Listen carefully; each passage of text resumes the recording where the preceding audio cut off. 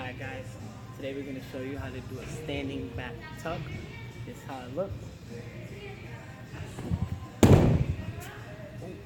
Alright, so there's 4 easy steps to it. So the first one is a set, where you bend your knees. You're going to start either here, here, or here, whichever one's comfortable for you. The second step is the lift off. That's when you jump, straighten out your arms, straighten out your body, make sure you point those toes and reach as high as you can. The third step is going to be the tuck. The tuck is what's going to make you lean back, because if you lean back before you jump, you're going to go as far as you can. We don't want that. We want you to try to stay semi-close to where you started. Then the fourth one is after you tuck, is the landing and spotting the floor. Obvious guys, if you do not have your backward roll, you won't be able to get the back tuck, because the backward roll is how you get, it's the motion of the back tuck.